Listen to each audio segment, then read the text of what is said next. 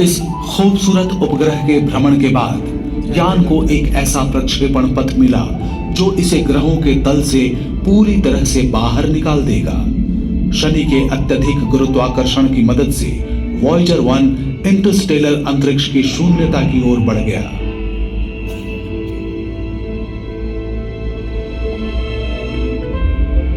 Voyager 2 ने उसका अनुसरण नहीं किया। हमारे अपने सौर मंडल में घूमने के लिए और भी स्थान थे। ये यान अगस्त 1981 में शनि के पास पहुंचा, इसके जुड़वा हमसफर के 9 महीने बाद। वॉयेजर 2 ने पाया कि एन्सेलेडस अपेक्षाकृत युवा है, केवल कुछ 100 करोड़ वर्ष पुराना। ये सौर मंडल में बहुत ही नया है।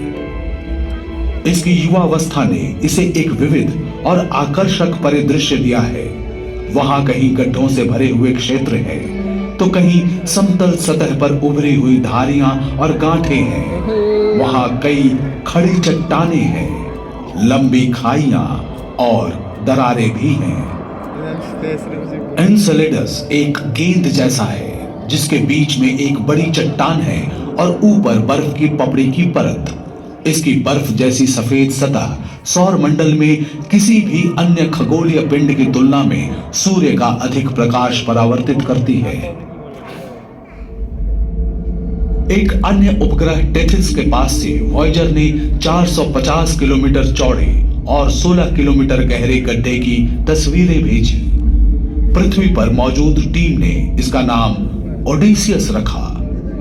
ओडेसियस यानी इथका का बादशाह, महान ग्रीक नायक।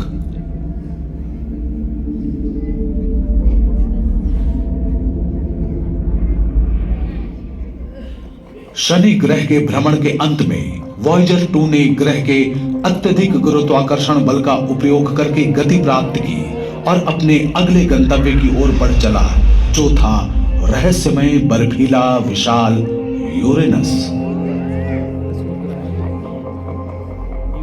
बहुत दिनों तक हम यूरेनस के बारे में लगभग कुछ भी नहीं जानते थे। सन 1781 में खगोलविद विलियम हर्शल ने इसकी खोज की। यूरेनस वास्तव में कैसा था, ये जानने के लिए 2 शताब्दियों से अधिक का समय लग गया। 24 जनवरी 1986 को वॉयेजर 2 जा पहुंचा यूरेनस के पास। मिली और भी जानकारियां। उस यात्रा के पहले क्षण से हमारी आंखों के सामने था एक सुंदर सा ग्रह। यूरेनस ठंडा है, इसका वातावरण 0 से 224 डिग्री सेल्सियस नीचे है। इसका रंग हल्का नीला है और ज्यादातर हाइड्रोजन और हीलियम से बना है। वॉयेजर 2 ने यूरेनियन के उपग्रह मिरांडा का विशेष अध्ययन किया।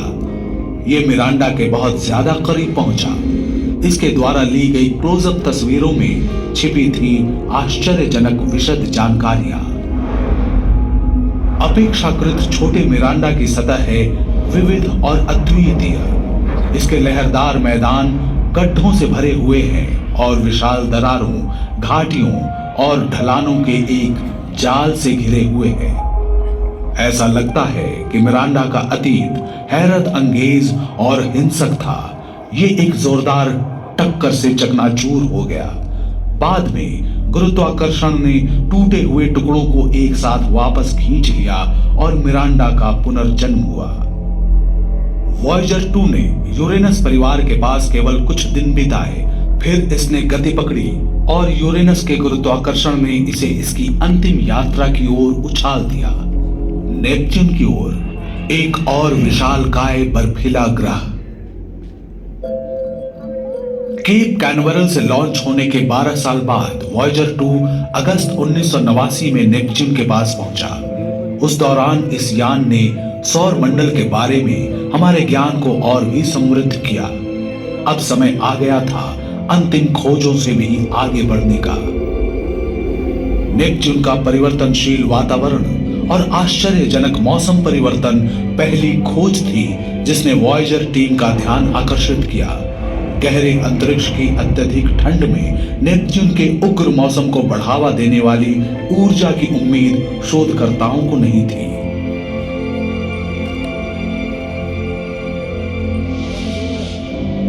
नेपच्यून के दक्षिणी गोलार्ध में वॉयेजर 2 ने एक स्थायी प्रतिचक्रवाती तूफान की खोज की, जिसे अब ग्रेट डार्क स्पॉट के रूप में जाना जाता है।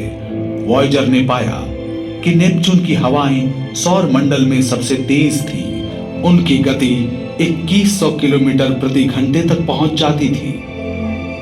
वॉयेजर 2 ने ग्रह के चारों ओर छल्लों की एक कमजोर और खंडित प्रणाली का भी पता लगाया। छल्ले किस चीज के बने होते हैं और उनका रंग लाल क्यों होता है, ये एक रहस्य है जिसका पता लगाने के लिए वॉयेजर रुक नहीं सका।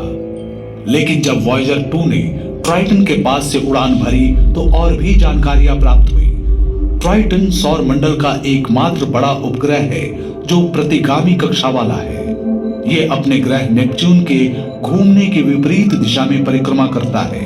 वैज्ञानिकों को लगता है कि ट्राइटन का असामान्य परिक्रमा पथ साबित करता है कि यह कभी अपने आप में एक बौना ग्रह था। वे मानते हैं कि लाखों साल पहले यह भटक कर नेपच्यून के पास आया और इसके विशाल गुरुत्वाकर्षण की चपेट में आ गया।